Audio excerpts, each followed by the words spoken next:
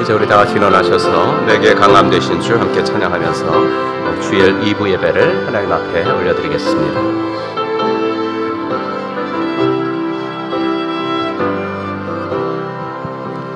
내게 강함 되신 주, 내게 구원 주신 주, 어두운 내 눈 여시고 주를 보게 하셨네. 생명샘물 흘러서 내 모든 죄 씻었네.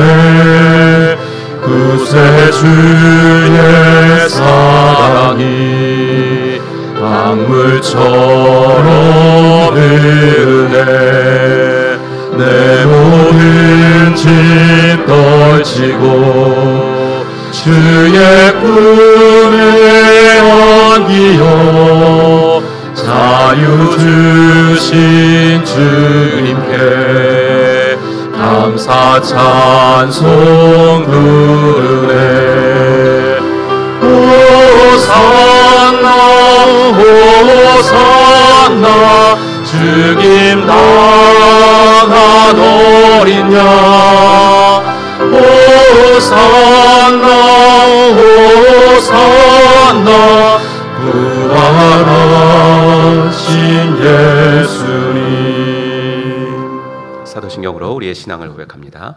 전능하사 천지를 만드신 하나님 아버지를 내가 믿사오며 그 외아들 우리 주 예수 그리스도를 믿사오니 이는 성령으로 잉태하사 동정녀 마리아에게 나시고 본디오 빌라도에게 고난을 받으사 십자가에 못 박혀 죽으시고 장사한 지 사흘 만에 죽은 자 가운데서 다시 살아나시며 하늘에 오르사 전능하신 하나님 우편에 앉아 계시다가 저리로서 산 자와 죽은 자를 심판하러 오시리라. 성령을 믿사오며 거룩한 공예와 성도가 서로 교통하는 것과 죄를 사하여 주시는 것과 몸이 다시 사는 것과 영원히 사는 것을 믿사옵나이다. 아멘.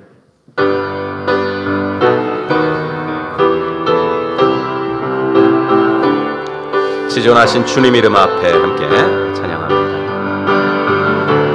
지존하신 주님 이름 앞에 모든 꿇고 다 경배해. 거룩하신 주님 보좌 앞에 엎드려 절하세.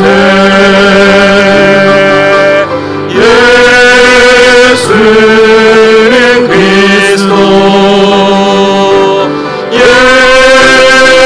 예수는 주, 하나님의 영이요 경배드리리. 예수는 그리스도, 예수는 그리스도, 예수는 주,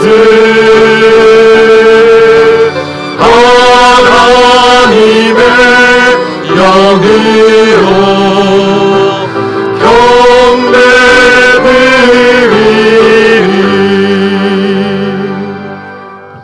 우리는 세상으로부터 부름받은 하나님의 백성입니다. 또한 세상으로 보냄받은 그리스도의 제자입니다. 하나님을 기쁘게 찬양하는 예배자가 됩시다. 이웃을 열심히 구원하는 복음의 증인이 됩시다. 배움을 통해 그리스도를 본받는 성숙한 성도가 됩시다. 한 몸된 교제를 나누는 건강한 지체가 됩시다. 아낌없이 사랑을 실천하는 봉사자가 됩시다. 그리하여 우리 모두 하나님을 영화롭게 하는 성령 충만한 공동체가 됩시다. 아멘. 자리에 앉으시고 우리 세 가지 공동기도 제목 가지고 함께 기도하겠습니다. 쉴만한 물가를 준비하는 마지막 주간입니다. 기도하며 준비하게 하시고 기쁨으로 준비하게 하시고 또 기대하며 준비하게 하여 주옵소서 기도하시고요. 또 쉴만한 물가에 초청되어 오시는 분들이 있는데 하나님 교회에 대한 인식도 또 복음에 대한 갈망도 하나님께서 주셔서 마음에 울림이 있기를 또 대면 목장 모임이 시작됩니다. 코로나 이후를 승리하며 나아갈 수 있도록 도와주시옵소서. 우리 세 가지 기도 제목 가지고 합심하여 기도합니다. 하나님 아버지 주님의 은혜와 사랑을 감사합니다. 오늘도 아버지 저희들을 붙잡아 주셔서 아버지 예배에 나와 주를 만나게 하신 것을 감사합니다. 일주일 동안도 주가 지켜주셨습니다. 아버지 하나 우리 아부를 고아처럼 내버려 두지 않으시고 하나님께서 아버지 하나님이여 전우좌우에서 지키셨고 여기까지 인도하여 주셨습니다. 아버지 하나 기쁜 일이 있을 때는 주를 찬송하게 하시고 아버지 하나님이여 기도응답이 지연될 때는 주를 담는 기회로 삼도록 하나님 도와주신 것도 감사합니다. 주여 아버지 내가 우리가 생각하는 것보다 더 넘치도록 능히 하실 하나님께 아버지 하나 영광과 찬송을 올려드리며 살아가도록 하나님 도와주시옵소서. 특별히 아버지 쉴만한 물가를 준비하면서 기도하며 준비하게 하시고 아버지 기쁨으로 준비하게 하시고 기대하며 준비하도록 도와주시옵소서. 아버지 하나 우리들 아버지부터가 아버지 하나님이여 회복될 수 있는 기회가 되어지게 하시고 아버지 하나님이여 우리 초대되어 오는 VIP들 지인들을 기억하셔서 아버지의 교회에 대한 아버지 인식도 새로워지게 하시고 아버지 하나님이 이곳에 행복의 근원이 있음을 아버지 하나님 그들이 아버지 하나 알아갈 수 있는 아버지 복된 시간 되어지게 하옵소서. 마음의 울림이 있어지게 하시고 아버지 하나 복음에 대한 갈망도 영원한 대한 갈망도 생겨날 수 있도록 하나님 은혜를 더하여 주시기를 간절히 원하옵고 소원하옵나이다. 아버지 이제 대면 목장 모임이 시작이 됩니다. 주님이 은혜를 더하시어 아버지 하나님 연실로 아버지 다시 한번 아버지 코로나 이후를 준비해 나가고 하나님께서 주시는 아버지 하나님이여 귀한 은총이 목장을 통하여서 다시 한번 경험되어질 수 있도록 도와주시옵소서. 아버지 2년 동안 아버지 익숙해져 있던 것에서 아버지 하나 일어나게 하시고 주여 아버지 하나 이 일을 위하여 아버지 하나 헌신하는 목자와 목녀들에게 우리 주님 은혜를 더하시어 아버지 하나 성령으로 충만하게 하옵소서. 기도로 아버지 하나님이여 사역하게 하옵소서.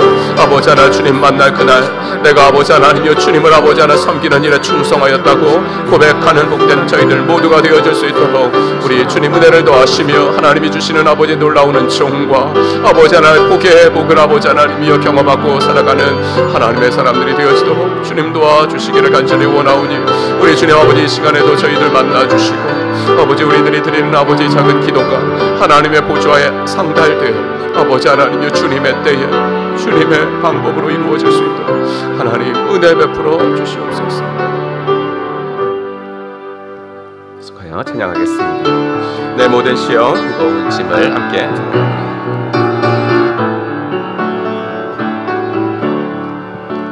내 모든 시험 무거운 짐을 주 예수 앞에 아뢰이며 근심에 쌓인 날 돌아보사 늙은 짐 모두 맡으시네. 무거운 짐을 널로 지고 견디다 못해 쓰러질 때 불쌍히 여겨 구원해 주니 은혜의 주님 오직 예수. 내 모든 괴로움 닥치는 환란 주 예수 앞에 아뢰이면 주께서 친히 날 구해 주사 넓으신 사랑 베푸시네. 무거운 짐을 홀로 지고 견디다 못해 쓰러질 때 불쌍히 여겨 구원해 주리 은혜의 주님 오직 예수. 내 짐이 점점 무거워질 때 주 예수 앞에 아뢰이면 주께서 친히 날 구해 주사 내 대신 짐을 져주시네. 무거운 짐을 홀로 지고 견디다 못해 쓰러질 때 불쌍히 여겨 구원해 주니 은혜의 주님 오직 예수.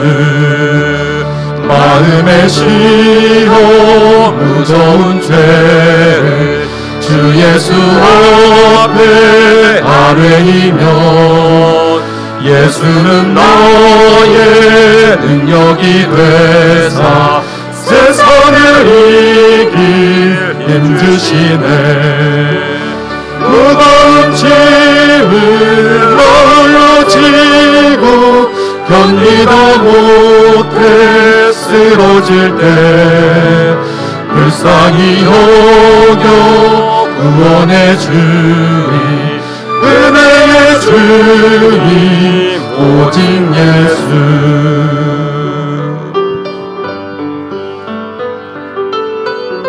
우리의 무거운 짐들을 주님 앞에 다 내려놓기를 원합니다. 내가 주인 삼은 모든 것 내려놓고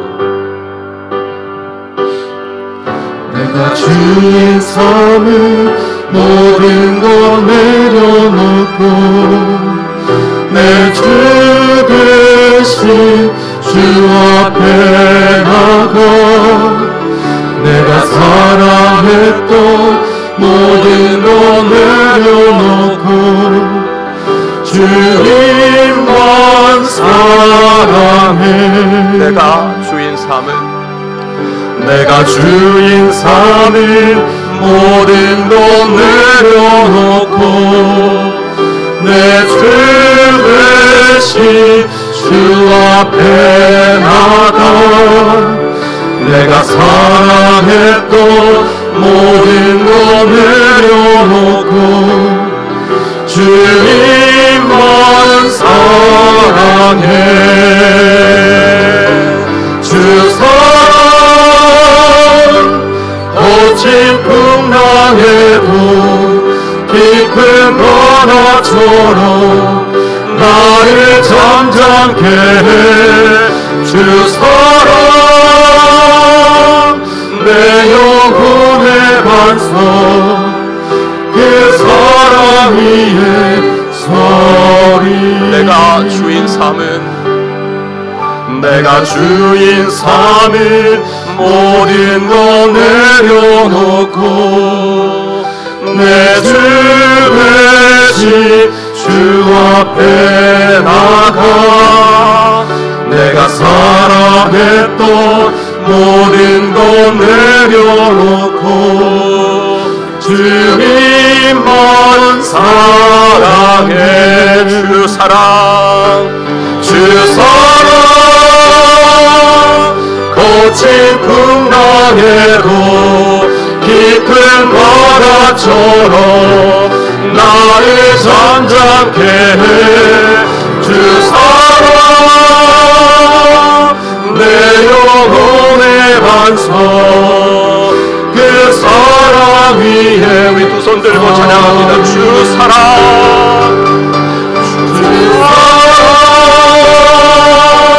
거친 풍랑에도 깊은 바다처럼 나를 잠잠케 해. 주 사랑 내 영혼의 반석 그 사랑 위에 서리.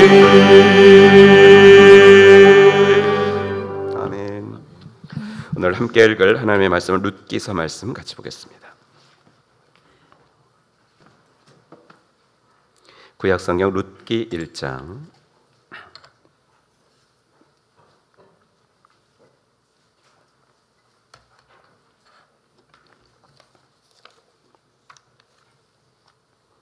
구약성경 룻기 1장 1절부터 6절까지 말씀입니다.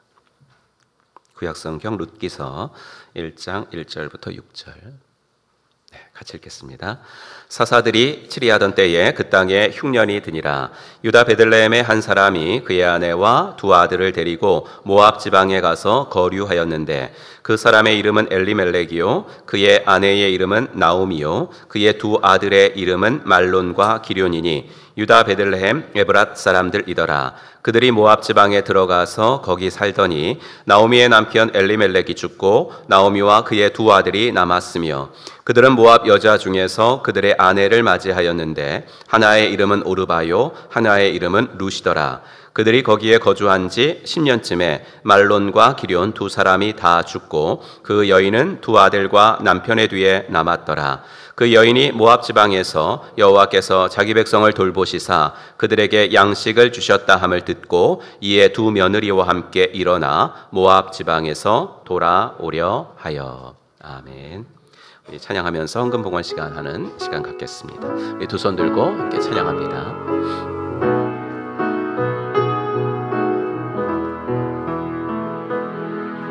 두 손 들고 찬양합니다. 다시 오실 왕 여호와께 오직 주만이 나를 다스리네.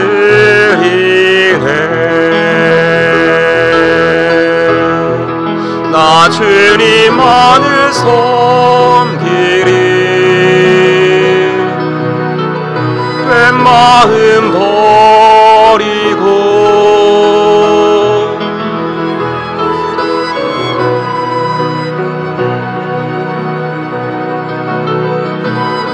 하게 하소서. 주님 앞에 내 생명 드리리라.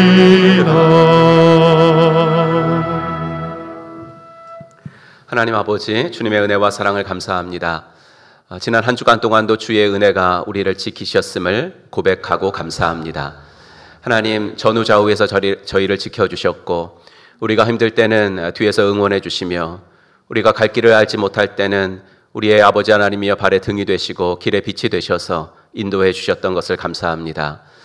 기도응답이 되었을 때는 주님을 아버지 하나님 찬송하며 기뻐할 수 있게 도와주셨고 기도응답이 지연될 때는 아버지 기다리며 주님의 마음을 더 알아가는 주님 닮는 시간이 될 수 있었던 것을 감사합니다.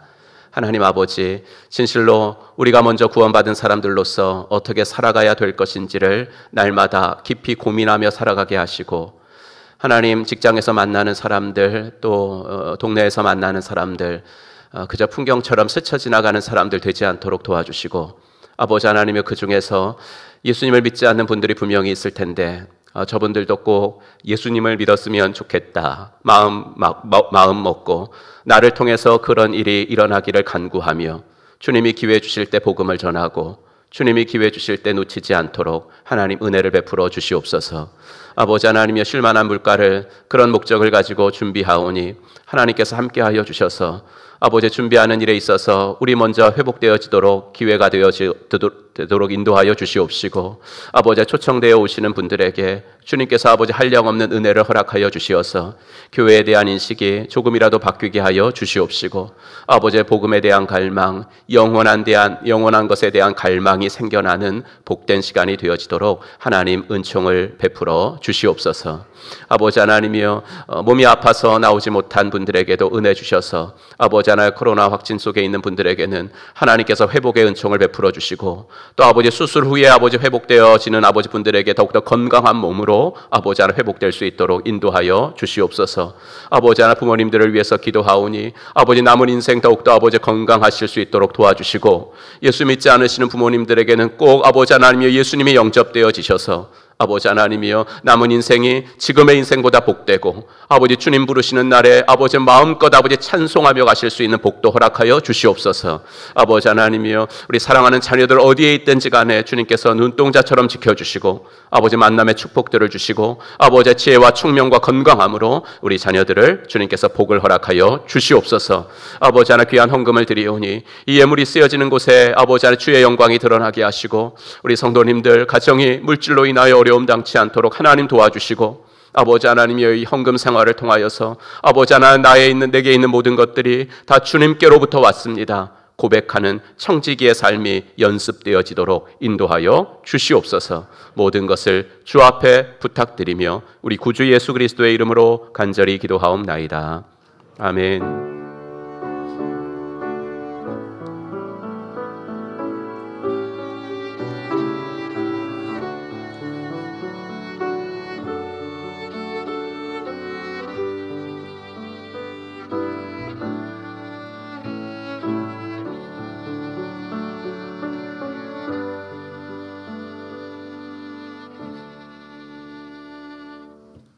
네, 오늘도 2부 예배 나오신 여러분들을 주의 이름으로 환영합니다. 함께 인사하겠습니다. 하늘 복 받으세요. 이렇게 인사하겠습니다. 네, 하늘 복 받으시기 바랍니다. 네, 하늘 복 받으시기 바랍니다.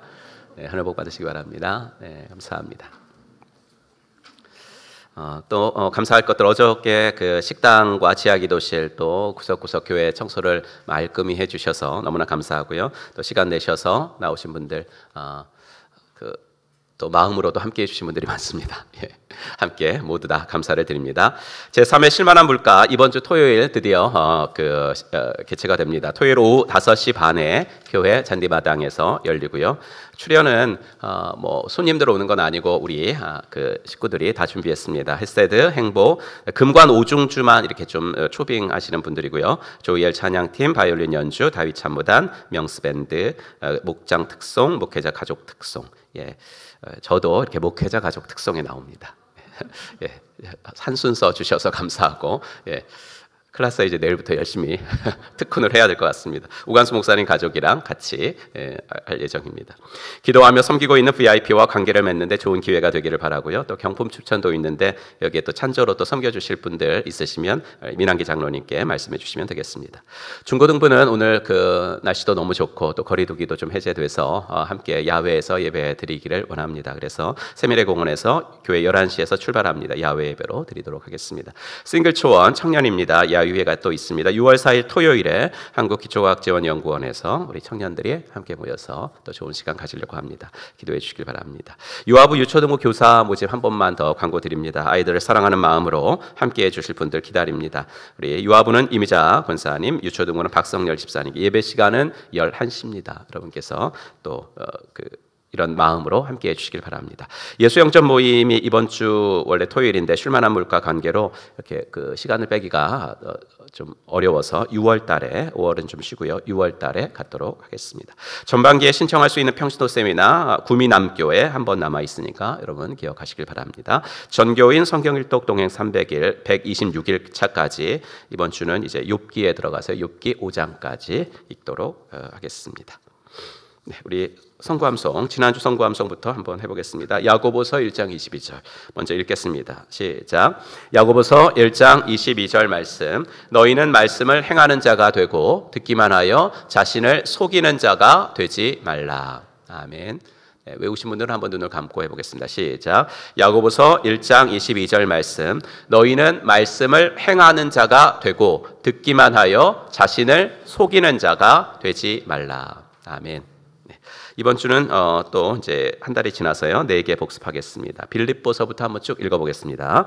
빌립보서 2장 3절 말씀. 아무 일에든지 다툼이나 허영으로 하지 말고 오직 겸손한 마음으로 각각 자기보다 남을 낮게 여기고. 다음 거. 에베소서 6장 4절 말씀. 또 아비들아 너희 자녀를 노엽게 하지 말고 오직 주의 교양과 훈계로 양육하라. 다음 거. 골로새서 3장 20절 말씀. 자녀들아 모든 일에 부모에게 순종하라. 이는 주 안에서 기쁘게 하는 것이니라. 아멘. 그리고 방금 외웠던 1장 22절 야고보서 요거까지 해서 4가지 여러분들이 복습하시면 되겠습니다. 네, 이 시간에는 우리 찬양하면서 호산나 찬양대 등단하시겠습니다. 찬양이 언제나 넘치면 함께 찬송합니다. 찬양이 언제나 넘치면 은혜로 얼굴이 환해요. 성령의 충만한 모습이 서로가 느껴요.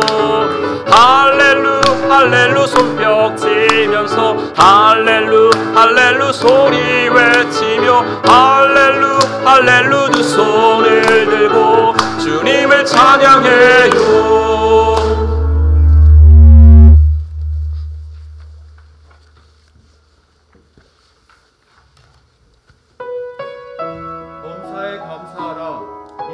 향하신 하나님의 뜻이니라.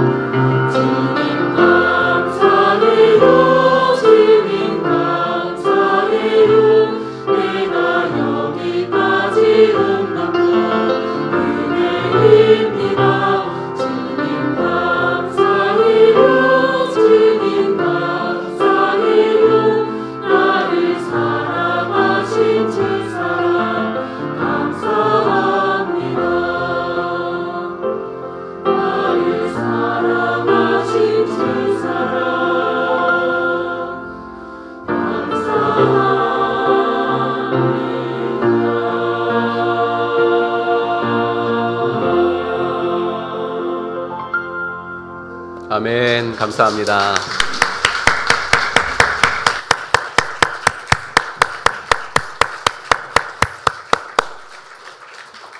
있습니다. 여기까지 온 것이 주님의 은혜입니다. 오늘은 룻기 1장 1절부터 6절까지 말씀을 가지고 다시 돌아오고 싶은 교회라는 제목으로 하나님 말씀 증거하겠습니다. 구약 성경에서 여성이 주인공이 되는 두 권의 책이 있는데 룻기와 에스더서입니다. 성경은 남성 중심의 가부장적인 고대 세계 속에서 기록된 것이기 때문에 여성을 주인공으로 하기가 상당히 힘든 책입니다. 하지만 이 두 권의 책은 여성이 주인공으로 나온다는 공통점이 있습니다. 또 하나 공통점이 있다면 룻기는 이스라엘로 들어온 이방 여인에 관한 이야기고 에스더서는 이방으로 나간 이스라엘 여인에 관한 이야기다라는 거에서 또 그 비교할 점을 찾을 수 있겠죠. 히브리 성경에서 룻기는 잠언 뒤에 위치해 있습니다. 잠언이 31장인데 31장은 마지막 장으로 현숙한 여인에 관한 이야기를 하죠. 31장 10절 누가 현숙한 여인을 찾아 얻겠느냐 그의 값은 진주보다 더하니라. 그러면서 잠언이 끝나요. 그럼 현숙한 여인은 이렇게 이론적으로 말했는데 무슨 샘플이 없나요? 어떤 모델이 없을까요? 그래서 이제 룻기가 나옵니다. 즉 현숙한 여인의 대표적인 인물이 있는데 바로 룻이라는 여인입니다. 제가 소개해 드릴게요. 그러면서 이제 잠언 뒤에 그 룻기가 위치해 있죠. 좋은 배열 순서입니다.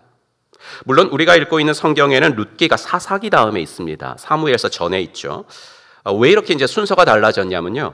생명의 삶 시간에 한번 말씀드리는데 히브리어로 쓰여진 구약 성경이 이게 히브리어가 너무 어려우니까 이제 헬라 사람들이 헬라어로 번역을 했습니다. 그 최초의 번역 성경인 70인경이라는 성경에 보면 룻기의 위치가 딱 이렇게 되어 있습니다. 그리고 이제 그 이후의 성경들은 다 70인경을 따르고 있거든요. 그래서 지금의 우리의 순서, 그 배열 순서도 사사기와 사무엘 중간에 위치되어 있습니다. 그런데 이 순서도 아주 의미가 있어요. 왜냐하면 룻기의 배경이 사사시대이기 때문입니다. 룻기 1장 1절은 사사들이 치리하던 때에라고 시작을 합니다. 그리고 어떻게 끝나냐면 4장 22절 오벳은 이새를 낳고 이새는 다윗을 낳았더라. 즉 다윗으로 시작하는 왕정 시대를 예고하면서 끝이 납니다. 이렇게 사사시대와 왕정시대를 연결하는 고리 역할을 룻기가 하고 있기 때문에 사사기하고 사무엘서 중간에 배열을 해놓은 것 같습니다. 그래서 어느 신학자는 룻기를 가리켜서 말하기를 사사기와 사무엘서라는 딱딱한 조개껍질 사이에 들어있는 진주라고 평을 했고, 또 여러분 잘 아시는 독일의 문호 괴테는 구약에서 가장 아름다운 작은 스토리라고 룻기를 평했습니다. 5월 첫 주간에 룻기서를 새벽 기도 시간에 한 3번 정도 살펴본 것 같은데 이 너무 아름다운 스토리를 그렇게 살펴보기가 너무 아쉬운 감이 있어가지고 시간이 허락하는 대로 룻기서를 오늘부터 주일 예배를 통해서 조금만 더 자세하게 함께 묵상해 보도록 하겠습니다. 말씀드린 대로 룻기서는 사사시대를 배경으로 하고 있습니다. 그때에 이스라엘 땅에 큰 흉년이 들었고 유다 베들레헴에 사는 한 사람이 가족들을 데리고 모압 지방으로 흉년을 피해서 가요. 여러분 현대 사회에서 우리는 흉년이라는 것을 잘 체감을 못합니다. 가뭄이 들어가지고 논밭이 쩍쩍 갈라졌다 이렇게 뉴스에서 봐도 흉년이라 내 생활이 지금 어려워지네 이런 걸 잘 체감은 못하거든요. 오히려 너무 많은 음식이 그럼에도 불구하고 버려지고 있는 것이 걱정이죠. 하지만 여전히 아프리카 여러 나라들에서는 굶어 죽어가는 사람들이 많습니다. 여러분들 중에도 구호단체를 통해서 그런 후원을 하고 계신 분들도 있을 겁니다. 이 기근의 문제는 고대 세계에서는 더 심각했습니다. 성경에서 말하는 이 4대 재앙, 인간이 당할 수 있는 4대 재앙이 뭐냐면 전쟁이죠. 칼, 기근, 그다음에 사나운 짐승, 그다음에 전염병입니다. 그런데 이 중에서 가장 큰 재앙은 기근입니다. 예레미야 애가 4장 9절에 보시면 굶어 죽은 사람보다는 차라리 칼에 죽은 사람이 낫겠다. 다쳐서 죽은 사람이 먹거리가 없어서 서서히 굶어 죽어가는 사람보다 더 낫겠다. 이런 말씀이 있죠. 이렇게 흉년과 기근은 인간이 당할 수 있는 가장 큰 재난입니다. 하지만 이 흉년의 원인이 무엇인지는 잘 몰라요. 물론 하나님께서 인간들을 심판하실 때 벌로 흉년과 기근을 주시는 경우가 없지는 않습니다. 그러나 성경에 그리도 많이 나오는 것이 흉년이거든요. 기근이라는 말을 성경에 찾아보면 134회인가? 그렇게 나옵니다. 근데 대부분 그 이유가 뭔지를 말해주지 않습니다. 아브라함도 보세요. 본토 친척 아비집을 떠나라. 그 어려운 말씀에 순종해서 갈 바를 알지 못하고 떠나가지고 약속의 땅에 들어갔잖아요. 근데 기근이 들어가지고 들어가자마자 애굽으로 내려가야만 했습니다. 아들 이삭 때에도 가나안 땅에 기근이 들었고요. 하지만 성경은 그 이유를 아브라함이 무슨 잘못을 했기 때문에 이삭이 무슨 잘못을 했기 때문에 하나님께서 벌을 내리신 것이다 라고 한 군데도 말하는 적이 없습니다. 룻기의 시작도 마찬가지입니다. 사사들이 활동하던 시대에 이스라엘 땅에 흉년이 들어서 한 이스라엘 남자와 아내와 두 아들 이렇게 네 식구가 목숨을 부지하려고 이방 땅 모압에 갔다. 이렇게만 언급하면서 시작을 합니다. 그런데 눈여겨보아야 할 것은 이 가정에 살았던 지방 이름을 2번이나 말하고 있다는 겁니다. 성경 기자는 언어의 장인들이라서 꼭 필요한 곳에 꼭 필요한 단어를 필요한 경우에는 반복하면서 쓴다는 것을 잊지 말아야 합니다. 1절에 보면 그 사람은 유다 베들레헴에 사는 사람이었다고 하고요. 2절에 보시면 유다 베들레헴 에브랏 사람들이더라 이렇게 말합니다. 베들레헴이라고 하면 우리는 많이 들어보셨잖아요. 예수님이 태어나신 곳. 근데 룻기가 기록된 그 시절에는 그냥 유다 지파 중에서 작은 마을 정도 그랬겠죠. 그런데 이 마을 이름 뜻이 참 재밌습니다. 베들레헴이라는 단어는 베트라는 말과 레헴이라는 단어가 합쳐져 가지고 만들어진 합성어인데 베트는 집이라는 뜻이고 레헴은 떡이라는 뜻입니다. 그래서 베들레헴 하면 떡집이라는 뜻이 되고 그래서 이제 이게 지명이 아니라 일반 명사로 쓰이면은 이제 창고, 떡을 이렇게 집어넣는 곳간, 뭐 이런 명사가 됩니다. 그래서 룻기는 일종의 아이러니로 시작을 하는 거예요. 한 사람이 떡집이라고 불리는 동네에 살았습니다. 그런데 흉년이 들어서 그 떡집에 떡이 없어요. 그 창고에, 그 곳간에 아무 식량도 없이 텅텅 비어 있습니다. 그래서 목숨이라도 부지하려고 떡집을 등지고 아는 사람 아무도 없는 모압 땅으로 이주를 가는 한 집안을 소개하며 룻기는 시작을 하고 있습니다. 그래서 룻기는 읽기만 해도 이 처음부터 마음이 참 착잡합니다. 떡집에 떡이 없어서 아무도 모르는 이방 땅으로 내 식구가 터벅터벅 걸어가는 그 모습을 한번 상상해 보십시오. 그런데 이 가족이 가는 땅이 어디라고요? 모압이라고요. 모압이 처음으로 나오는 것은 창세기 19장이죠. 소돔과 고모라가 심판을 받아 망합니다.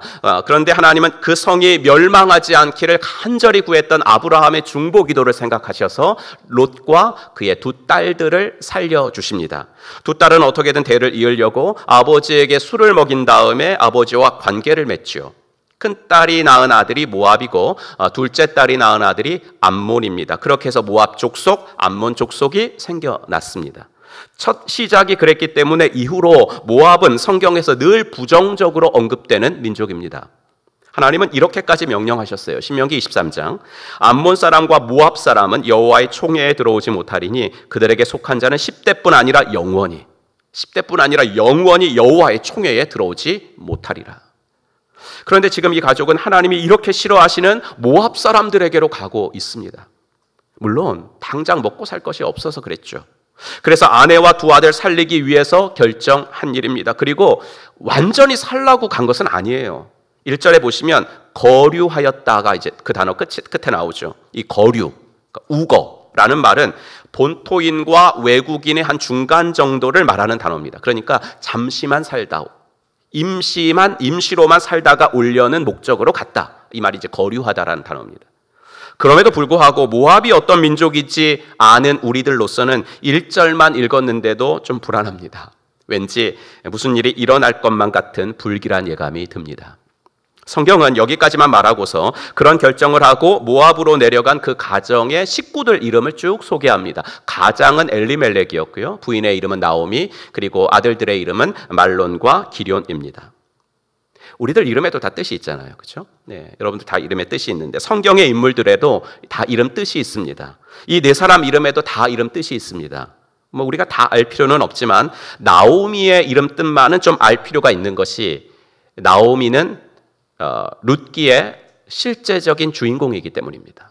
룻기의 주인공은 룻이 아니라 나오미입니다. 나오미의 원래 발음은 노음입니다. 노암이라는 말은 히브리어로 즐거움이라는 뜻이거든요. 즐거움. 그래서 나오미라는 이름의 뜻은 나의 즐거운 자. 여러분 1절부터 시작된 아이러니가 계속되고 있습니다. 떡집에 떡이 없어서 고향을 등지고 떠납니다. 나의 즐거운 자라는 이름을 가진 여인이 남편을 따라 이방 땅으로 발걸음을 옮깁니다. 즐거웠겠습니까? 얼마나 남편과 두 아들에게 맛있는 식사를 만들어주고 싶었겠습니까? 하지만 아무것도 없어요. 그녀의 집안 곳간은 텅 비어 있습니다. 그녀의 집안 주방의 창고는 텅 비어 있습니다. 그녀의 집안 창고가 텅 빈 것처럼 그녀의 삶 자체는 그녀의 이름과는 달리 어떤 즐거움도 없었어요. 어떤 희락도 없이 텅텅 그 삶이 비어가고 있었습니다. 이런 그녀의 삶에 폭풍처럼 휘몰아친 재앙에 대해서 성경은 3절부터 이야기하고 있어요. 안 좋은 일은 몰아서 온다고요. 재난은 그녀의 인생에도 그렇게 찾아왔어요. 이방 땅으로 갈 수밖에 없게 만든 흉년에 이어서 그녀의 인생에 갑작스럽게 찾아온 재앙은 남편의 갑작스러운 죽음이었습니다. 물론 성경은 나오미 남편이 갑자기 죽었다고는 말하지 않습니다. 그래서 학자들 중에는 당신의 이제 평균 수명이 워낙 짧았거든요. 왕의 평균 수명이 40세였어요. 그러니까 더 보호받지 못하는 일반 백성들은 더 짧았겠죠. 그러니까 나오미 남편도 자연적인 죽음을 맞이한 거다라고 보기도 합니다만 조금만 생각해 보더라도 아직 아들 2명이 장가를 안 갔어요. 보통 당시에는 15세 정도가 되면 장가를 갑니다. 그렇기 때문에 당시 나오미 남편은 30대 초반 정도가 되었을 것입니다. 그러니 살 만큼 살고 죽었다기보다는 갑작스럽게 원인 모를 병을 앓다가 죽었을 가능성이 더 많습니다. 그러면 더 궁금해지죠. 왜 죽었을까? 어떻게 하다가 이 가정에는 이런 비극이 일어났을까 궁금해집니다. 하지만 성경은 너무나 간단하게 한 줄 언급만을 하고 있습니다. 3절, 나오미의 남편 엘리멜렉이 죽고 나오미와 그의 두 아들이 남았으며. 우리는요, 자꾸만 원인을 분석하기를 좋아합니다. 왜 떡집에 떡이 떨어졌을까? 왜 하나님께서 약속하신 땅인데 흉년이 들었을까? 왜 나의 즐거운 자라고 이름하는 여인이 그렇게 낯선 이방 땅에서 남편을 잃는 아픔을 당했을까? 왜? 근데 성경은 그 이유를 말해주고 있지 않습니다. 우리는 이런 부분에서 성경이 주는 교훈을 1차적으로 받아야 합니다. 세상에서 사람이 당하는 일들 중에는 원인이 명쾌하지 않은 것이 더 많습니다. 왜 그런 일이 그 사람에게 벌어졌는지 그 이유를 명쾌하게 설명하기가 어려운 것이 더 많습니다. 특히 삶에서 당하는 고난의 문제에 들어가면 더 그렇습니다. 그럴 때는 원인을 분석하려고 하지 말아야 합니다. 원인을 분석해서 너 그래서 그런 거야 라고 말해주려고 하지 말고 그냥 같이 있어주는 것이 필요합니다. 남은 자들이 그들의 인생을 잘 살아내도록 곁에서 있어주고 응원해주고 지지해주는 것이 필요합니다. 3절 끝으로 한번 보실까요? 나오미와 그의 두 아들이 남았으며, 계속 남았다라는 말을 또 강조해요. 남편은 죽었지만 나오미와 두 아들은 살아남았습니다. 특별히 어머니 나오미는 더 내가 강해져야 한다고 생각을 했겠죠. 여기서 나마저 무너진다면 우리 말론과 기련 두 아들은 누가 키우나? 마음 모질게 먹자. 살아남았으니까 어떻게든 이 땅에서 살아가자라고 마음 먹었을 것입니다. 나오미는 두 아들을 결혼시키기까지 한 10년 동안 정말 열심히 살았을 거예요. 두 아들로 인하여 남편을 잃은 아픔은 애써 지우면서 그렇게 살았겠죠. 그런데 또 한 번의 재앙이 그 가정을 덮쳤습니다. 두 아들이 아버지처럼 죽은 거예요. 한 아들이 아니라 두 아들이 다 죽었어요. 그것도 후사를 남기고 자녀를 낳고 죽은 것이 아니라 자식 하나 남기지 못하고 죽었습니다. 여러분, 이런 일이 가능한가요? 우리는 고난의 대명사 하면 욥을 떠올리지만 나오미도 만만치 않습니다. 5절을 보겠습니다. 말론과 기럧 두 사람이 다 죽고 그 여인은 두 아들과 남편의 뒤에 남았더라. 여기서도 우리는 그 이유를 알고 싶어 합니다. 남편은 그렇다고 치고 아들 두 명이 다 죽었다는 것은 분명히 이유가 있지 않겠느냐, 나오미에게? 그런 생각으로 이유를 찾으려고 하면 금방 4절의 첫 부분이 눈에 팍 들어옵니다. 그들은 모압 여자 중에서 그들의 아내를 맞이하였는데, 1절부터 계속 나오는 모압이라는 단어가 우리들 눈에 점점 크게 들어오는 대목입니다. 하나님의 백성들이 흉년이 들었다고 약속의 땅을 떠나면 안 되지. 근데 약속의 땅을 버리고 모압 땅으로 갔기 때문에 하나님이 벌을 내리셔서 그 가정의 가장이 죽은 거야. 가정의 가장이 죽었다면 거기서 깨달았어야 하지 않는가? 바로 짐 싸가지고 다시 약속의 땅으로 컴백해야 되지 않았겠는가? 거기서 10년을 뭉기적거렸다는 것이 말이 되나?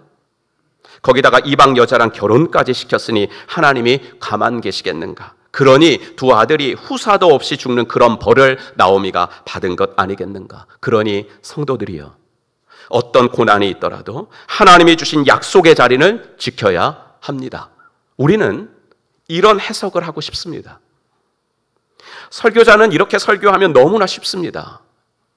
그리고 성도들도 이런 설교를 들으면 조금 찔림은 있지만, 약속의 자리를 좀 떠나신 분들도 있을 수 있잖아요. 내게 자리인 사명의 자리를 떠난 이런 설교를 들으면 그래서 조금 찔림은 있지만, 또 성도들은 이제 찔리는 걸 좋아하시더라고요.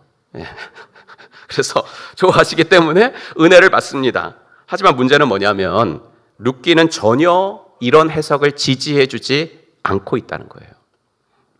룻기는 흉년이 든 이유도, 나오미의 남편이 죽은 이유도, 나오미의 두 아들이 죽은 이유마저도 말해주지 않습니다. 그러면서 룻기를 읽는 우리들에게 이런 말을 해주고 싶어하는 것 같아요. 여러분들도 고난을 당한 사람들을 보면서 너무 쉽게 원인을 찾아가지고 그 원인을 말해주려고 하지 마세요. 장례식은 목사가 해야 하는 주된 사역 중에 하나고 또 자주 하는 사역이지만 제가 2주 전에 쓴 칼럼에서 말씀드린 것처럼 장례식 설교는 할 때마다 매우 힘이 듭니다. 설교를 듣고 유족들은 위로를 받았다고 하고 힘을 얻었다고 하지만 만약 그러시다면 그것은 정말 제가 아니라 성령님이 주시는 위로였을 것입니다. 장례식 설교를 준비할 때마다 저는 늘 이런 생각을 합니다. 이 말이 과연 유족들에게 무슨 위로가 될까? 설교 원고를 쓰면서도 이 문장이 그분들에게 무슨 위로가 될 수 있을까? 물론 목사로서 저는 장례식에서 천국에 대한 소망을 선포해야 한다는 것을 압니다. 제가 자주 드리는 말씀처럼 죽음은 끝이 아니라 하나의 관문이어서 이 관문을 믿음으로 통과하면 하나님의 은혜와 자비와 하나님의 사랑이 영원히 미치는 새로운 삶이 시작되는 줄로 믿습니다. 그리고 그 선포에 대해서 나는 100% 확신합니다. 하지만 세상을 떠난 사람은 그렇게 천국에 갔다고 해도 나오미처럼 남은 자들은 어떨까? 사랑하는 남편이 천국에 가셨으니까 너무 슬퍼하지 마세요. 이 말이 그 남겨진 아내에게 어떤 위로가 될까라는 것을 생각하며 장례식 설교를 준비하려면 정말 힘이 많이 듭니다. 미국의 대표적인 기독교 철학자 월터라는 사람이 있는데 그분의 말을 좀 인용하겠습니다. 나는 복음의 내용이 언제나 내게 위로를 줄 것이라고 생각해 왔었다. 하지만 그렇지 않았다. 복음은 다른 중요한 역할들은 해주었지만 에릭을 잃은 내게 위로를 주지는 못했다. 부활의 소망을 떠올리는 것도 위로가 되지 못했다. 나는 죽음이 끝이라고 생각하는 사람이 아니었다. 그럼에도 에릭은 가고 없다. 지금 여기에 그는 없다. 이제 나는 그와 이야기를 나눌 수가 없다. 이제 나는 그를 볼 수도 없다. 그를 안을 수도 없다. 이것이 나의 슬픔이다. 한 친구가 말했다. 월터, 잊지 말게나 에릭은 지금 하나님의 품 안에 있다네. 나는 친구의 말에 깊은 감동을 받았다. 그러나 현실은 에릭을 내 품으로 되돌려 놓지 않는다. 그것이 나의 애통함이다. 그런 나에게 에릭을 돌려받는 일 외에는 그 어떤 것도 위로가 되지 않았다. 아들을 먼저 하늘나라로 보내신 분의 글입니다. 그렇죠. 우리는 너무 쉽게 나오미 가정이 당한 비극의 원인을 본문 밖에서 찾으려고 하지 말아야 합니다. 성경은 나오미 가정이 약속의 땅을 버리고 모압으로 갔기 때문에 벌을 받았다고 말하지 않습니다. 아버지가 죽었는데 빨리 회개하지 않고 돌아오지 않았기 때문에 벌을 받았다고 말하지 않습니다. 모압 여인들과 결혼했기 때문에 자녀도 낳지 못하고 죽었다고도 말하지 않습니다. 여러분, 우리가 믿는 하나님이 이런 하나님이시라면 여러분은 이런 하나님을 계속하여 믿으실 수 있겠습니까? 너무 무서워요. 너무 무서운 이런 하나님과 여러분은 좋은 관계를 계속 맺으실 수 있겠습니까? 아니, 그러고 싶으십니까? 그럼 나오미 가정이 당한 재난의 원인은 무엇입니까? 답은 재난의 원인은 미스테리라는 겁니다. 재난의 원인은 영원히 미스테리입니다. 하지만 그냥 본문 자체에서 그래도 나오미의 가정이 당한 재난이 무엇으로부터 시작되었다는 것은 찾아볼 수 있습니다. 유다 베들레헴 에브랏 지방에 흉년이 들었기 때문입니다. 흉년만 들지 않았다면 이 가정이 베들레헴을 떠날 이유도 없었을 것입니다. 떡집에 떡이 없었던 것부터 이 가정의 재난이 시작되고 있었다는 이야기입니다. 2절에서 좀 더 자세하게 소개된 베들레헴 에브랏은 어딘가 하면요, 야곱이 아내가 4명 있었잖아요. 제일 사랑하는 아내가 라헬이 베냐민을 낳다가 죽어서 장사된 곳이 베들레헴 에브랏입니다. 창세기 35장, 라헬이 죽으니 사람들은 그를 에브랏 곧 베들레헴으로 가는 길가에다가 묻었다, 이렇게 나오죠. 또 에브랏이 나오는 성경으로 유명한 곳은 미가서, 여러분 잘 아시죠? 미가서 5장 2절 한번 같이 한번 읽어볼까요? 시작. 그러나 너 베들레헴 에브라다야, 너는 유다의 여러 족속 가운데서 작은 족속이지만 이스라엘을 다스릴 자가 네게서 네게로 나올 것이라. 그의 기원은 아득한 옛날 태초에까지 거슬러 올라간다. 베들레헴 에브랏 나오죠. 이스라엘 다스릴 자, 즉 왕이 이 동네에서 나올 것이라는 말이에요. 그래서 정말로 이 동네 출신인 다윗이 왕이 되잖아요. 사무엘상 17장, 다윗은 유다 땅 베들레헴에 있는 에브랏 사람 이새의 아들이다. 하지만 미가의 예언은 이스라엘을 다스릴 왕, 즉 다윗을 예언한 것을 넘어서는 것이었습니다. 다윗을 예언한 것이었다면 뒤에 말이 안 됩니다. 뒤에 말이 뭐예요? 그의 기원은 태초에, 이렇게 나오잖아요. 그럼 다윗이 태초부터 있었다 이렇게 되는 거니까 말이 안 됩니다. 그러므로 이 말은 이스라엘을 다스릴 자로 하나님이 보내주실 메시아, 구원자 그리스도가 베들레헴에서 태어날 것이라는 예언이었습니다.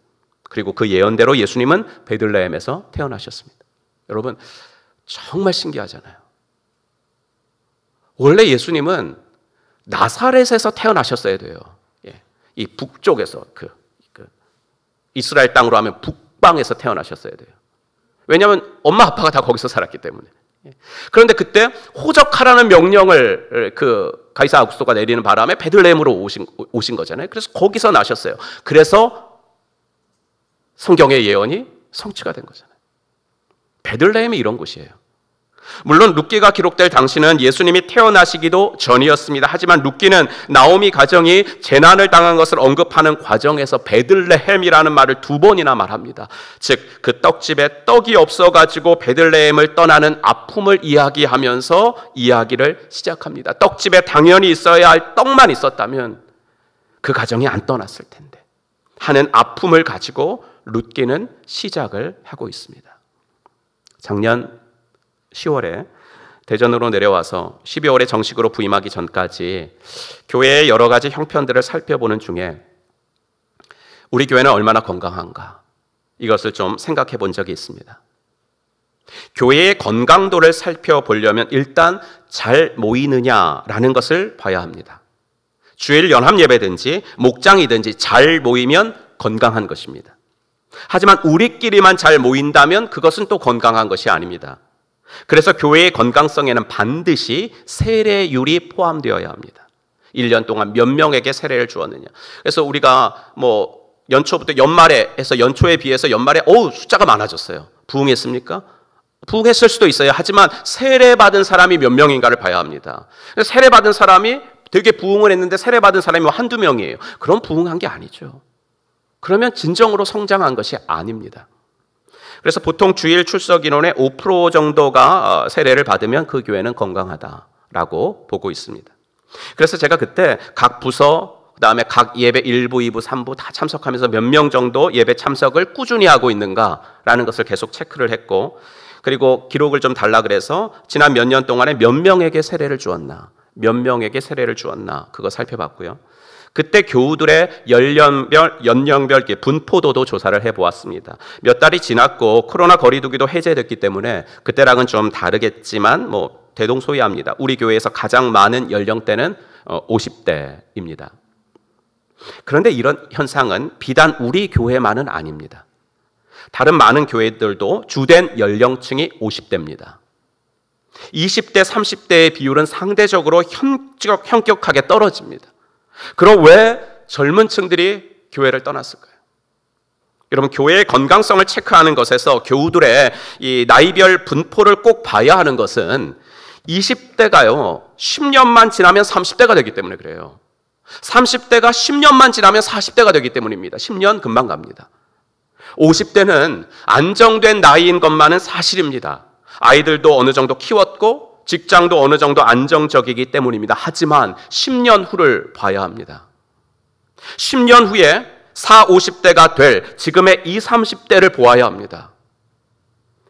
이번에 이수관 목사님 가정교회 컨퍼런스에서도 그런 말씀을 하셨는데 30대가 모이고 20대가 좋아하는 교회를 만들어야 합니다.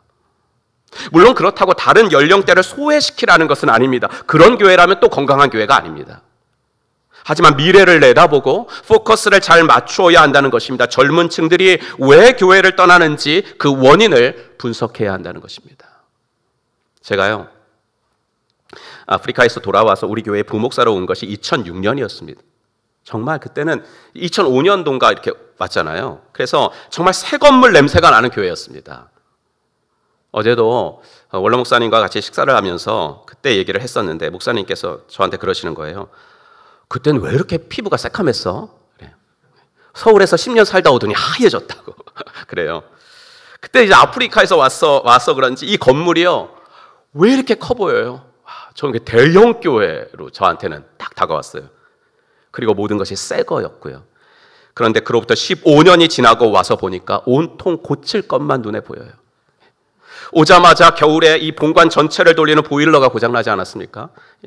어떻게든 비싸기도 하고 또 엄청나게 그 등치가 큰 거니까 이걸 드러내는 게 엄두가 안 나가지고 어떻게든 수리해 보려고 덜덜 떨면서 2, 3주를 예배도 드려봤지만 15년 썼어요. 15년. 그러니까 고장 날 때가 된 것입니다.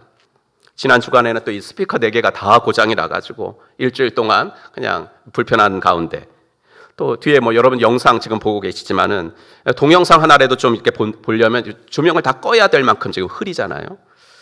하지만 생각해 보면 그런 것 때문에 젊은 층들이 교회를 떠날까? 세련되고 편리한 것을 좋아하는 젊은 층들이라서.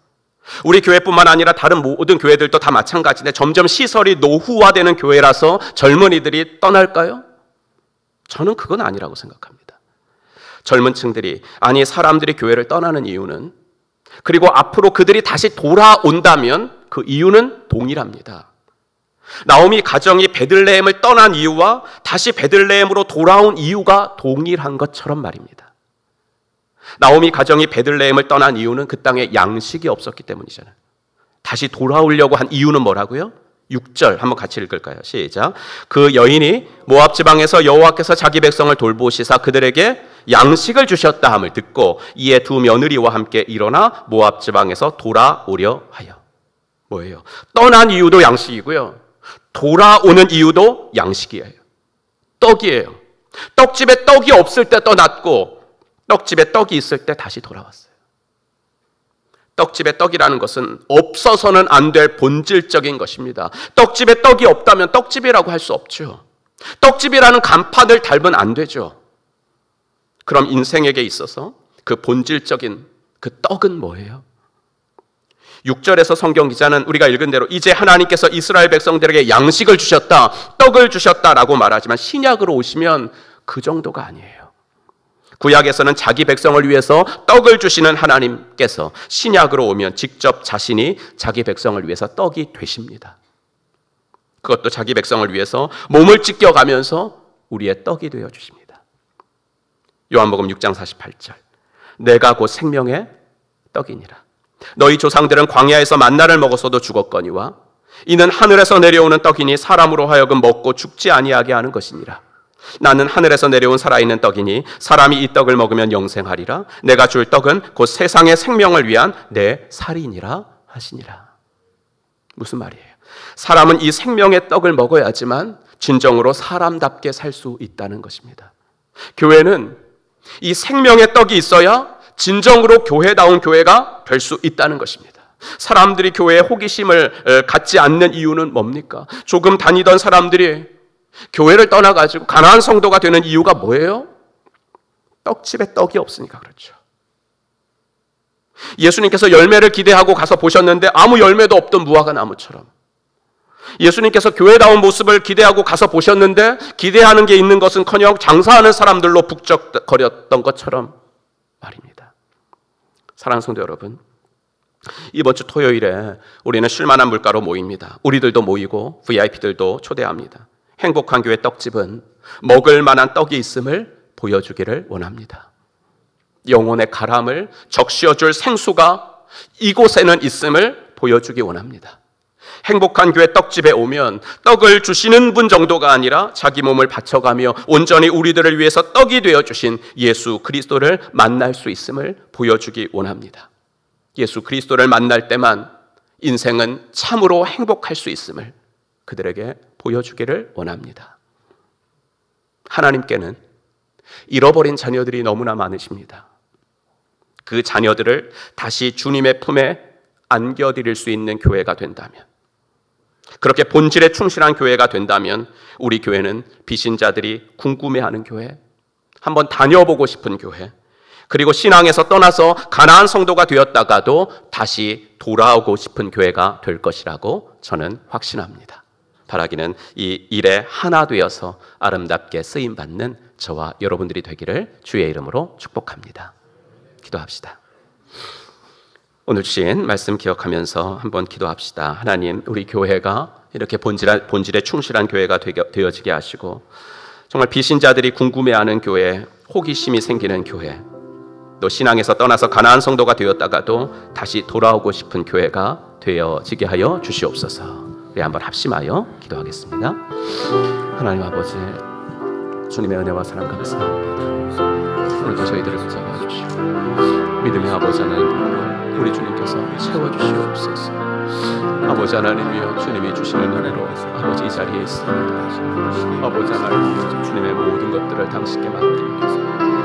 아버지 하나님의 본질에 충실한 교회가 되시게 하시고 영혼을 구원하고 제자를 만드는 것이 아버지 우리들의 마음속에 우리들의 아버지 삶이 얼마나 중요한 것인지를 아버지 다시 한번 아버지 깨닫게 주여 아버지 하나님에게 아버지 말씀을 다시 한번 힘을 얻어 우리들이 나아갈 바를 아버지 하나님의 아버지 하나님의 성립할 수 있는 우리들 아버지 저희들이 계시고 하나님 은혜를 더하여 주시기를 간절히 원하고 소원합니다. 아버지 하나님이 함께해 주시옵소서. 주의 아버지 능력의 장중에 저희들을 붙잡아 주시옵소서. 아버지 하나님은 주만한 물가를 통하여 주님의 교회가 아버지 그런 교회인 보여주며 아버지 하나님 나아갈 수 있는 하나님 은혜를 더하여 주시기를 간절히 원하고 소원합니다. 아버지 하나님의 은총을 베풀어 주시기를 간절히 원하고 소원합니다. 그리하여서 아버지 하나님의 주님 다시금 아버지 하나님이여 쓰임받는 저희들이 되어지게 하시고 아버지 하나님의 주님 만났습니다. 아버지 길 끝에서 아버지 주님 만났습니다. 주의 아버지 능력의 장중에 아버지 사람들이 되었습니다. 하나님의 아버지 하나님의 크신 이원으로 저희들이 하나님의 주시옵소서.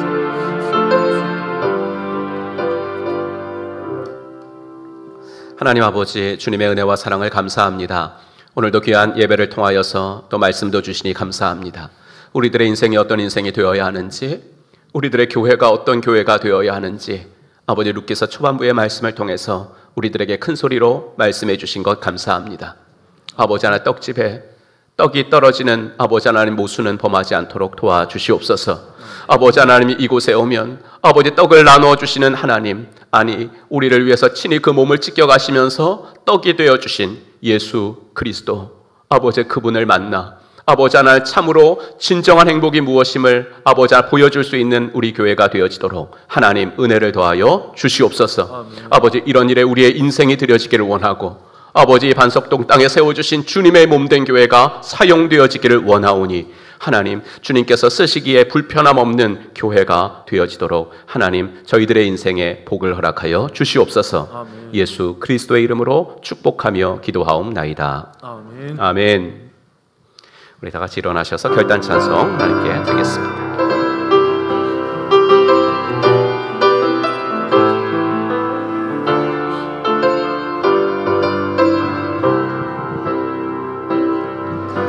우리에게 소원이 하나 있네. 주님 다시 오실 그날까지 우리 가슴에 새긴 주의 십자가 사랑 나의 교회를 사랑케 하네. 주의 교회를 향한 우리 마음, 희생과 포기와 가난과 고난, 하물며 죽음조차 우리 막을 수 없네. 우리 교회는 이 땅의 희망,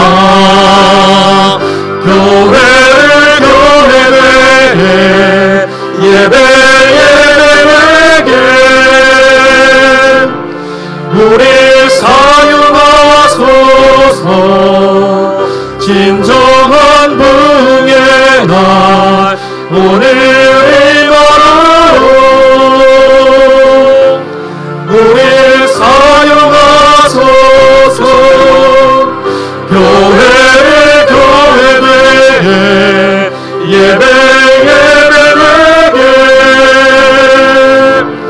우리 사용하소서. 진정한 부흥의 날 오늘이 바라오. 우리 사용하소서.